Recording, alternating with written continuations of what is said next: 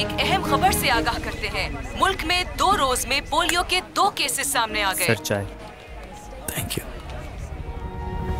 आखिर क्यों आज भी पाकिस्तान में बच्चे पोलियो से माजूर हो रहे हैं? क्यों पूरी दुनिया और आलम इस्लाम में पोलियो का खात्मा हो गया है, मगर ये खतरनाक बीमारी आज भी हमारे मुल्क में मौजूद है?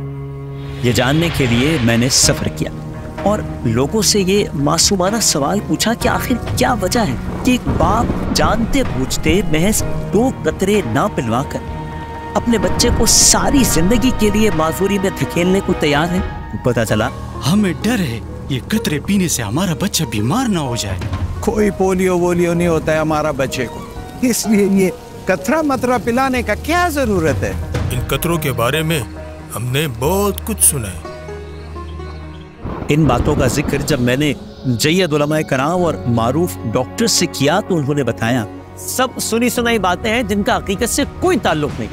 इसलिए जब भी पोलियो टीम दरवाजा खटखटाए अपने 5 साल तक के बच्चों को पोलियो के कतरे लाजमी पिलवाएं, क्योंकि यही सच है, सुनी सुनाई बात नहीं। इसलिए फैसला आज करना है अगर कल बच्चे को चलना है।